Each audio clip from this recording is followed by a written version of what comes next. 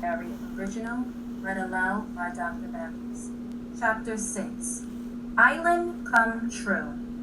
As though it were a living, breathing thing, Neverland seemed to sense that Peter was almost home. Like a puppy, it strained and wiggled to meet him at the door. Whenever Peter went away, the island slowed. The fairies slept late. The wild animals nursed their babies. The pirates and the lost boys and the Indians stopped fighting wars and just called one another names instead. With his return, however, the whole place started to rumble as if a train were coming. The lost boys set out to find Peter. The pirates started looking for the lost boys. The Indians began looking for the pirates, and the wild animals started looking for the Indians. All of them went around and around the island, but at the same speed, so they never met. Let us take a moment to examine each group as it passes. The first to come our way are the lost boys. The number of lost boys varies. If someone grows up, which is against the rules, he is kicked out. Right now, there are 6. They wear bear skins and carry daggers, and they creep through the bushes like soldiers in single file. Leading the group is Toodles. Toodles has bad luck. The biggest adventures always seem to happen whenever he steps around the corner for a snack. When he returns, he inevitably finds the boys putting on bandages after a brilliant and bloody fight. He could be bitter about it, but Toodles is the sweetest and humblest lost boy.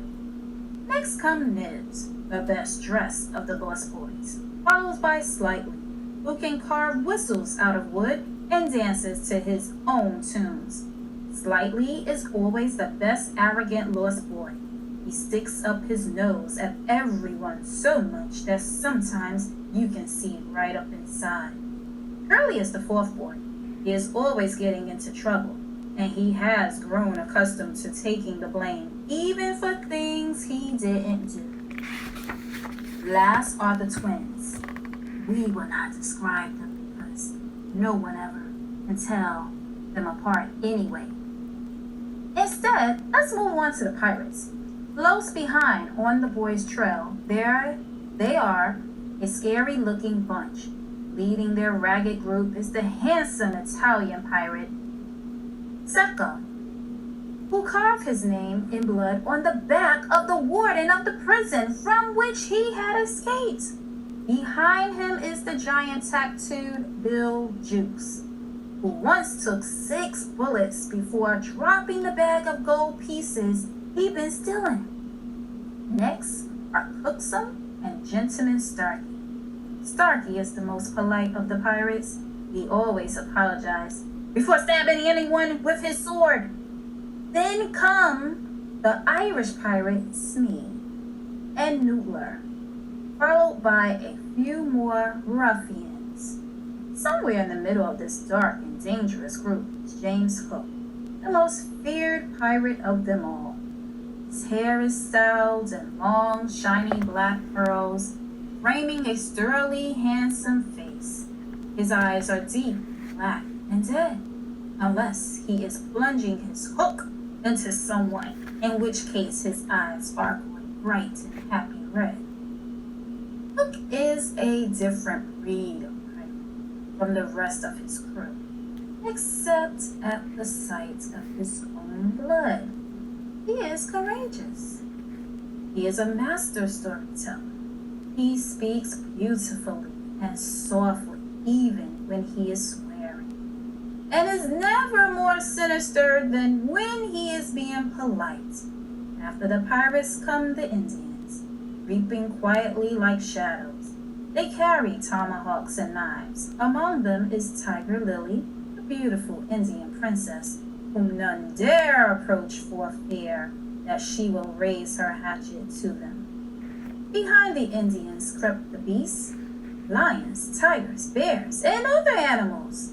The beasts are so hungry that their tongues are hanging out. Finally, there comes a giant crocodile. He is hungry too. Not for just any meat. No, he has craving for something, or rather someone very specific. The boy stops first. Boys stop first. They are getting tired. I wish Peter will get home already and tell us how Cinderella ends, Slightly said, out of breath. Toodles was about to respond when the boys heard the pirates walking and singing in the distance. The Lost Boys had stopped, but the pirates were still coming. Peter had trained the boys well, and they knew exactly what to do. In a flash, they each ran to a nearby tree. Instead of climbing up, however, the boys went down. The trees were hollowed, each with a hole in it exactly as big as one of the boys, and all leading to the same underground cave. Hook had heard about these tree doors and thought it silly that each boy had his own tree. For his purpose, however, it suited him just fine. 7 trees should be easier to find than one. The boys soon arrived in the clearing where the Lost Boys had just been. While the others fanned out to continue their search, Hook and Smee stayed behind. "I think I spotted that Nibs boy, Captain," Smee said. "Shall I run after him? Tickle him with my sword." "No," Hook said. "I want them all, especially their captain, Peter Pan. He cut off my arm and threw it to a passing crocodile."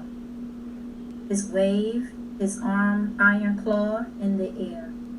"One of these days, I'm going to shake his hand with this." "Is that why you fear crocodiles?" Smee asked.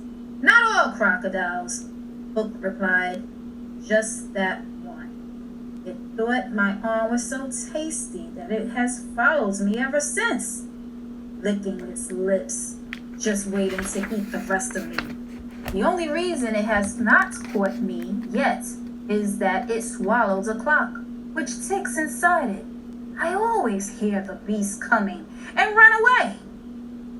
One day, that clock's battery will die," Smee pointed out.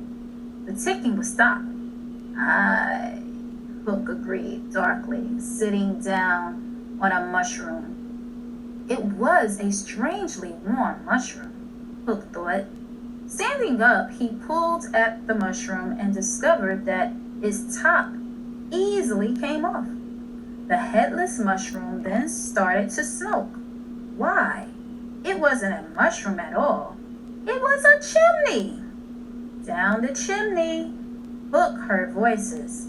It was the Lost Boys. He had found their cave. Looking around now, he could also see holes in 7 of the nearby trees. "The entrances! I heard them say that Peter is away," Mead whispered. Hook smiled and nodded. He carefully replaced the mushroom top. He had a plan. "Let's return to the ship," Hook said. "We will bake a cake for them and leave it on Marooner's Rock in the Mermaid Lagoon. The boys are sure to find it and gobble it up, and it will make them sick so that we can more easily capture them." Oh, how Hook and Smee laughed as they walked back to the boat. Soon, however, another sound replaced their laughter. It was the sounds of ticking. Hook stopped short, shuddering. "Run!" yelled Smee. The Hook was already gone. That concludes Chapter 6, Island Come True.